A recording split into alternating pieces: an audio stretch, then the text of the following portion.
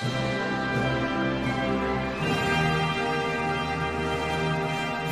gamers, and welcome back to the JRPG Report. This is episode 129 for your listening pleasure. We are back. We've got a jam-packed show full of good news tidbits to go over in the JRPG world.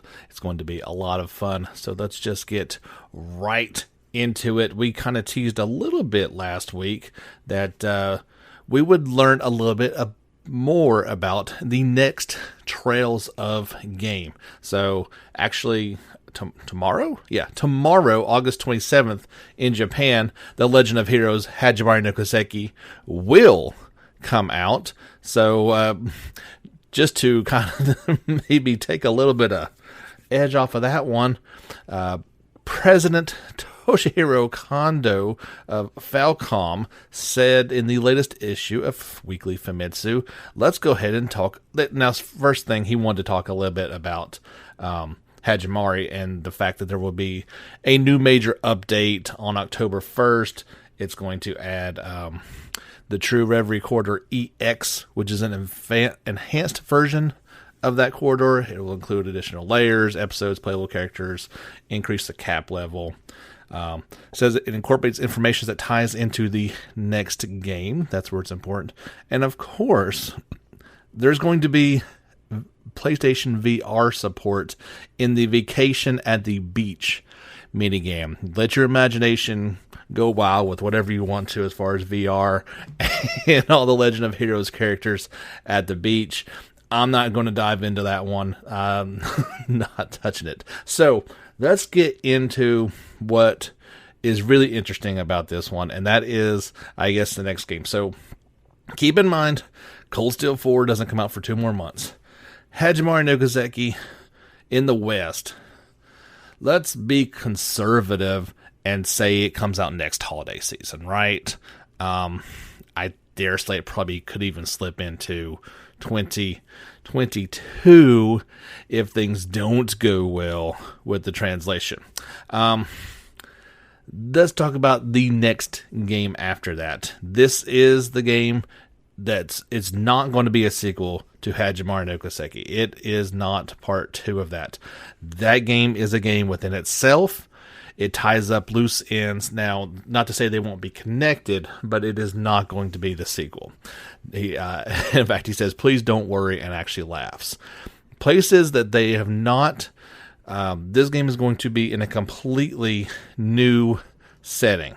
So, not exactly sure what that's going to be.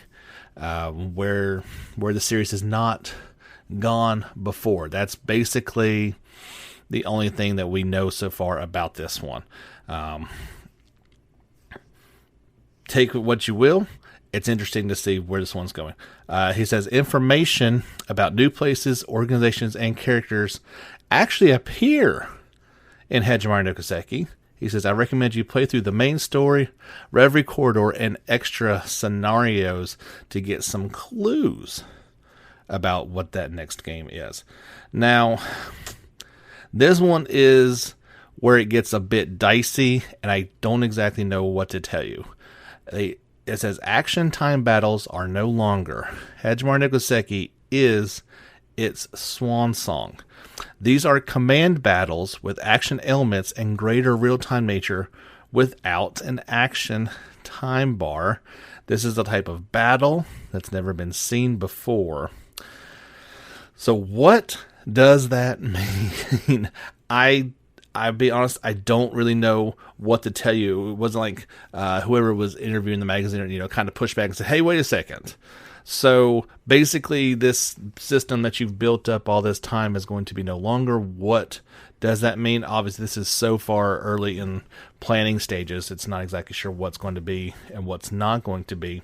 All it's saying is this has never been seen before. Now, the first thing that popped in my mind was it's just going to be different than it was before. So I kind of read into it that it's a little bit, and don't say that, don't quote me as this is exactly what's going to be, but maybe it's something more like Atelier Raza, to where you are commanding, or I will say Rise because that still maintains the turn-based aspect of it, rather than going full action with command options like Final Fantasy VII Remake.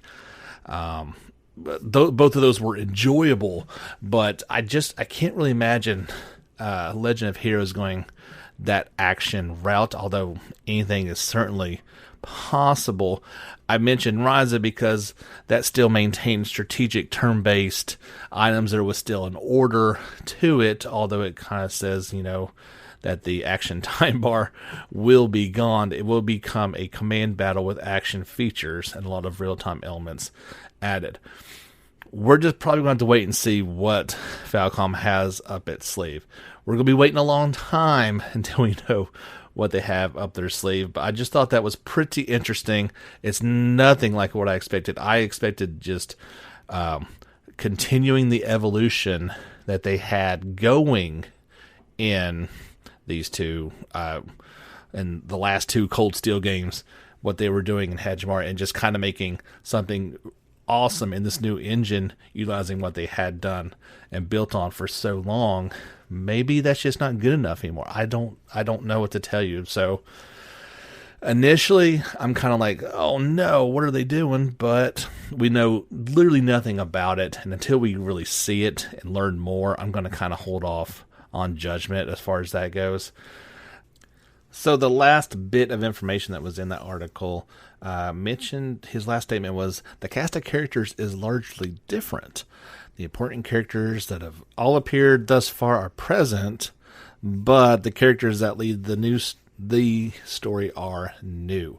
And there are hints of this all throughout Hajimari no Kiseki. So that's pretty much everything that was in the article, at least what's been translated and we've got our hands on. As soon as I hear any more information about this, of course, I'll pass it along to you guys, as we always do each and every day. The upcoming unorthodox JRPG, Yakuza Like a Dragon, will be coming to the West for PlayStation 4, Xbox One, and PC on November the 13th. This, of course, PC version will be via Steam and the Microsoft Store. Publisher Sega and developer Ryoga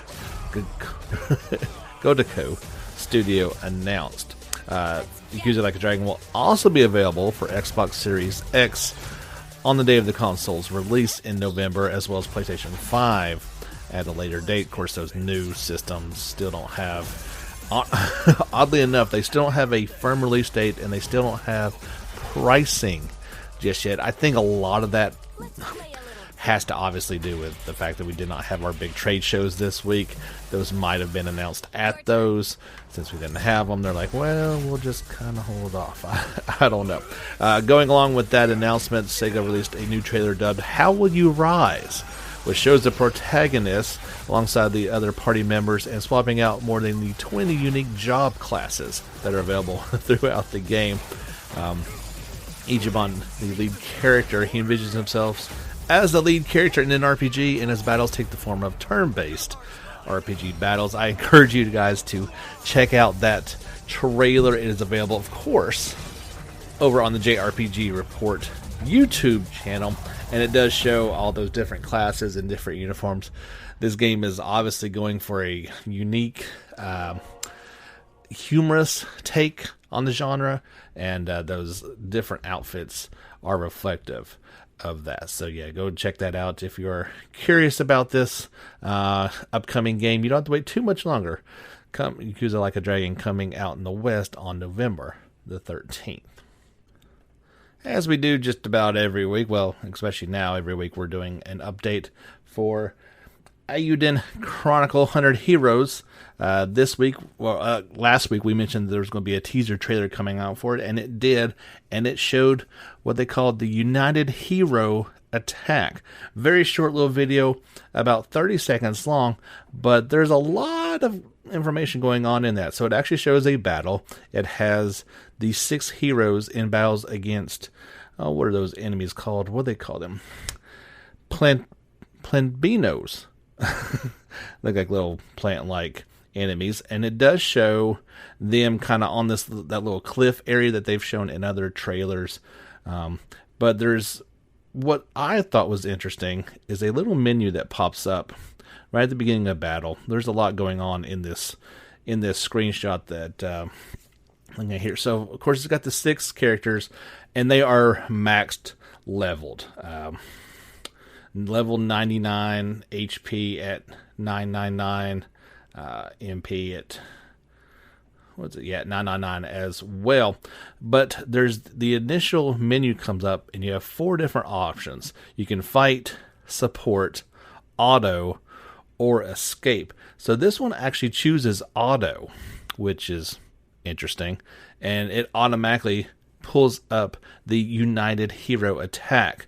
So it shows 2 of them going off on there, as we've seen in plenty of other Suikoden titles, a joint attack between 2 characters, and this one pretty much, obviously at level 99, you're going to wipe out pretty much any of the standard fare enemies that are going to be thrown at you. But it is flashy, it's pretty, it makes you just, if you weren't already crazy excited about this upcoming game, which is still 2 years away, you're going to be even more so when you see this. It is a awesome video.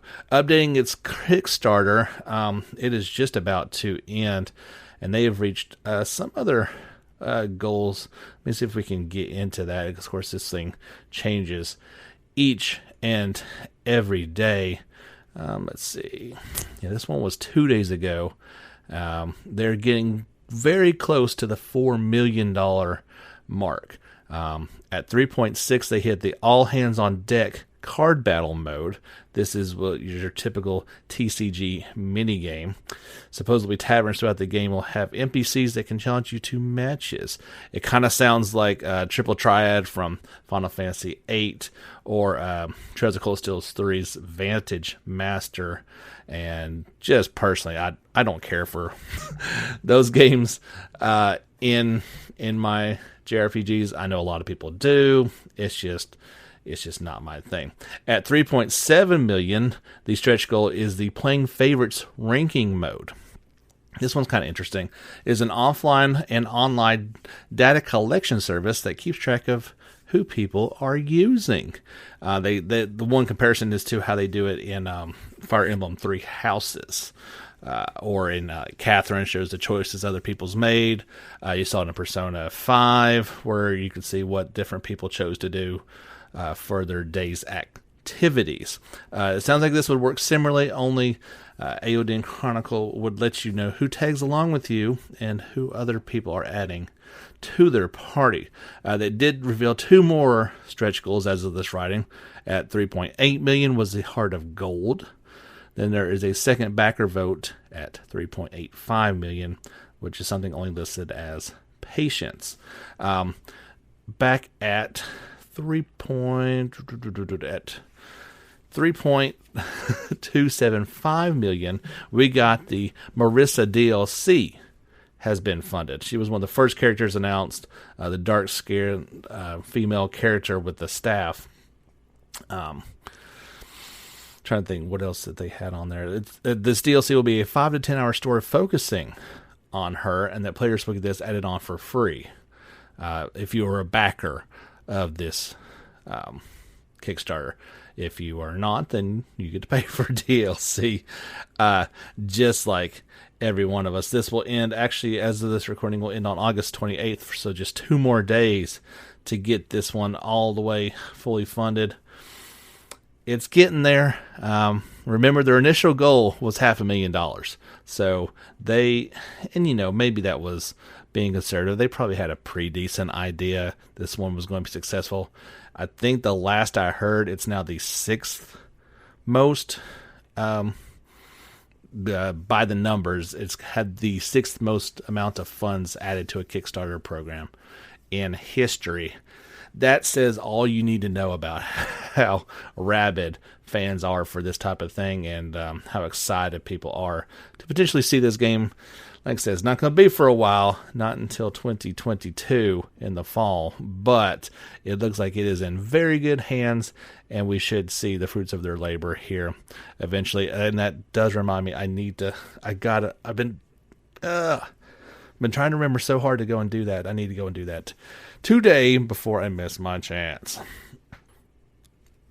Got some smaller stories that broke today during the Nintendo Mini Direct. I think they were spotlighting on smaller independent people, and some information came out of there. I'll go ahead and also tell you this is going to probably be a little bit shorter on today's podcast. There wasn't a ton of stuff coming up, and I didn't have any other listener reviews to read. So today it was announced that Monster Rancher 2 will launch for the Switch via the Nintendo eShop, iOS via the App Store, and of course Android via Google Play on September 17th in Japan for 2,820 yen. Koei Tecmo announced. They showed a brief little trailer to go along with this. It was part of the whole Direct, so I've just downloaded that. I've got to cut it kind of up and piece that together. I'll have that on YouTube. It might be a little bit. Things are a little hectic today. But so yeah, that was announced. Still no word on if that one's coming to the West or not. Didn't see this one coming, but Square Enix has announced Collection of Saga Final Fantasy Legend for the Switch. It will launch on December 15th worldwide. In Japan, it is called the Saga Collection. So if you're like, what, Final Fantasy Legend? That kind of rings a bell. What was that? And you older gamers will know, of course, those Final Fantasy Legend games were the ones for the Game Boy. This collection includes parts 1, 2, and 3. Here are is a brief overview. The first 3 games are coming to Nintendo Switch in one collection. The first Game Boy RPG to sell over 1 million units in the memorable first installment of the series, Final Fantasy Legend. A title that gained popularity through its refined gameplay system and the journey through a diverse world, Final Fantasy Legend 2. And a unique story that traveled across time and featured a new and innovative character level system. That's Final Fantasy Legend 3. This collection includes new enhancements like high-speed mode, as well as unique features to the Switch, such as adjustable Good grief. Adjustable screen magnification and game screen background customization. Featuring compatibility with, of course, handheld mode, but also on TV mode and tabletop mode. Furthermore, this game also revives the nostalgia of playing the original by enabling vertical usage of the console after removing the Joy-Cons. That's pretty cool. Take your collection on the go with handheld mode. Share your journey on your TV. And remove the Joy-Cons to get that retro Game Boy experience. Also, of course, there was a video to go along with that. As that just broke. It'll take me a minute, but I'll get that over there on YouTube at some point for you guys to check out. Was this a part of that as well? Maybe it just broke at the same time. No, it's part of it. There's a Nintendo logo. So, Kingdom Hearts Melody of Memory will launch for PlayStation 4, Xbox One, and Switch on November 11th in Japan. We'll get it 2 days later, November 13th, in the West for $59.99. So they're getting a full game out of this one. The PlayStation 4 and Switch versions will be available physically and digitally. Pre-orders are now available on the Microsoft Store and eShop, and soon on the PlayStation Store. Users who purchase the game via the PlayStation Store by December 31st will receive a Kingdom Hearts Melody of Memory theme. Of course, this one is the little musical game. So here is the overview. In Kingdom Hearts Melody of Memory, a whole host of familiar Disney friends, foes, and adventures await. Players will experience the magic of musical exploration by traversing through worlds packed with rhythm game action challenges as they collect and master over 140 songs from the Kingdom Hearts series along the way. Whether alone or with friends and family via local kiosk, I'm not doing too well today. Via local co-op and online multiplayer, players will need to defeat tough enemies and bosses to achieve the top ranks. Through 3 different playstyles, gamers of all ages can choose their level of challenge, depending on whether they want to enjoy the songs and adventure without complicated controls or showcase their skills with complex combos and put on the ultimate performance. Again, trailer to go along with it. I'll have it up at some point today. That seems like a pretty good spot. We'll take a quick time out here. Be back with the second half of episode 129 here on the JRPG Report. All right, y'all, welcome back to the podcast. I don't want to forget to mention, give us a like on Facebook, follow us on Twitter, and subscribe to our YouTube channel. We got daily videos going on almost every day there, as well as if you get a chance, wherever you're listening to this podcast at, don't forget to leave us a review, or at the very least, just click on 5 stars. You know it's probably good. Nobody who does a 4-star review? Come on now. Put 5 out there, and that'll help bump us up the rankings so that all those people who want to listen to the podcast are able to do so. We talked a few months ago that Atelier Raza, Ever Darkness and the Secret Hideouts was the highest selling game in the Atelier series. Well, they have now surpassed 500,000 units worldwide. Publisher Koei Tecmo announced a good benchmark for this game, and obviously further kind of justifies them wanting to make a direct sequel coming out here next. Not too long, just a few more months, and we'll be getting the sequel to that, to the Raza Lost Legends and the Secret Fairy. In Japan, December 3rd. We'll get that Western release date sometime in the winter. But I kind of feel like maybe since they announced that one, this original got a little bit of a boost and has seen some sales, as people want to get in on this series before the new one comes out. It's always a smart idea. We had talked not too long ago about the Dragon's Dogma original anime series that was coming onto Netflix. That will premiere on September the 17th. Well, they put out a trailer for it. I've not got a chance to really dive into this one too much, but it looks interesting. I've got Netflix, so I certainly want to check it out. I think it'll be interesting to see what they kind of do with it. Honestly, I want to see kind of how cheesy they do it, because they could they could do it. The story could come off as that a little bit, but I'm hoping that it is done well and is enjoyable to watch. We'll just have to wait and see. But if you're curious, you can check out that trailer as I've put it on the YouTube channel. Also over there is the Inside Final Fantasy Crystal Chronicles Remastered Edition Developer Diary. This is featuring, who's on this one? Akakishi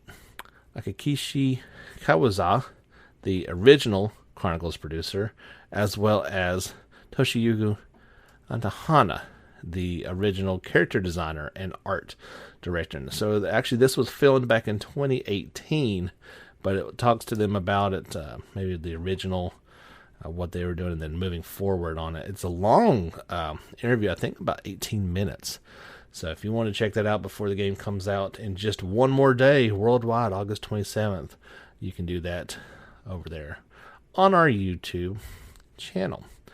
We've been getting a steady stream of new screenshots for Shin Megami Tensei 3 Nocturne HD Remaster. Well, there's, I think, about 24 new ones. That's what I gathered up. I put those together into a little slideshow, so if you don't like clicking through images and waiting for them to load up, I mean, good grief, some of these images, I swear, it takes longer to load the image up than it does just to watch a video. So I said, why don't I put all these onto one short little 2-minute video, put some music behind it, and you can just watch it like an old-fashioned slideshow.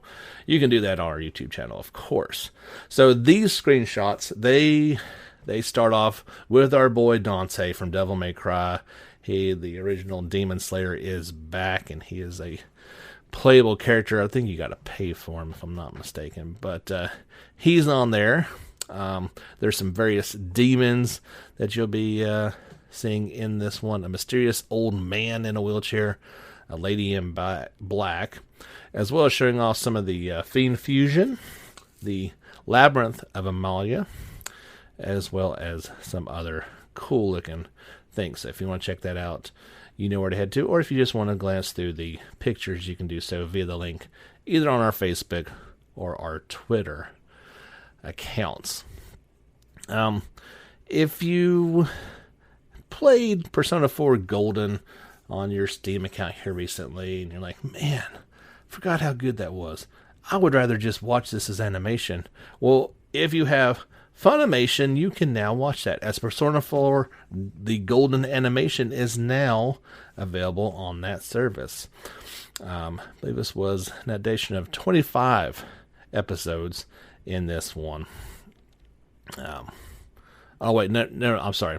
Whereas the original animation adaptation was 25 with an OVA from blah blah blah. This Persona 4 Golden anime adaptation comes from A1 Pictures and is only 12 episodes long. So that's kind of short and sweet. You can probably get it all done in 12, depending on how long they were.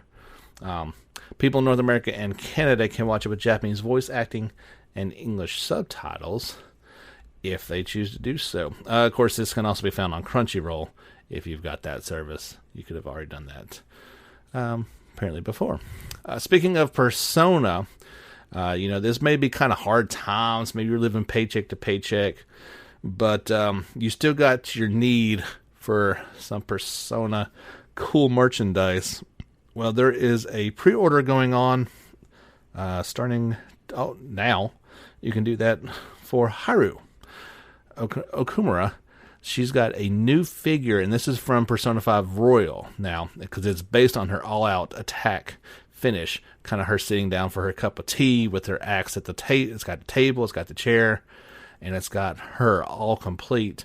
I believe there's even, you can have mask on or off, the hat on or off as well. It is a strikingly good-looking figure and set at 1/7 scale, measuring at 23 centimeters. Now, you say, oh man, that sounds awesome. Let me go ahead and put down that pre-order, and then you click over there, and I don't know what you would expect to pay for this, but I've not got $185 just laying around to spend on that.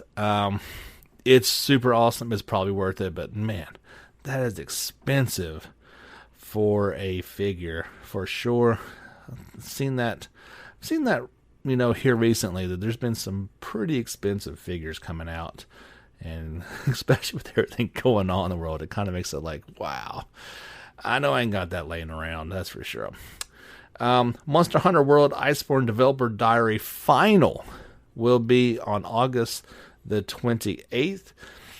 As the name implies, this will be the last one, and include details of the 5th Developer Diary update.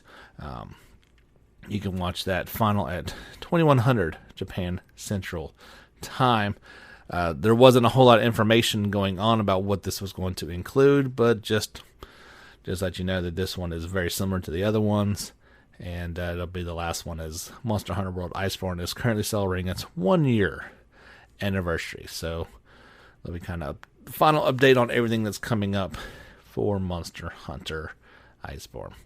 The last story I want to talk about is really no surprise, but Square Enix saw strong sales in the last quarter from Final Fantasy VII Remake, Trials of Mana, and Dragon Quest Walk, amongst other titles. So this was, the quarter ending back on March the 31st. I dare say it's going to be even better for next time. Like other companies during the first quarter, Square Enix saw a big boost in sales and profit during the lockdown, most notably in digital sales. Profits were up about 33 billion year over year. So that's pretty good. Like I said, I dare say it's going to, oh wow. Yeah, here's in digital alone. Is that right?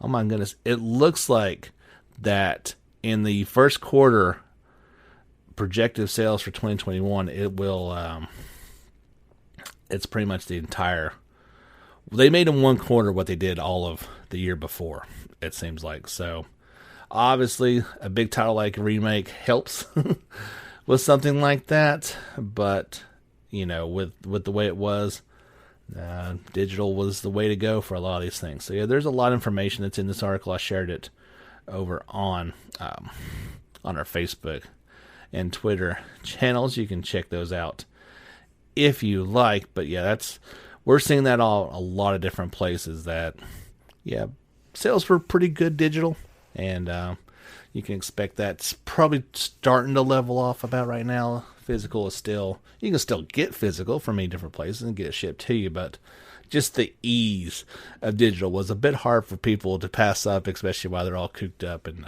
totally couldn't really leave their homes.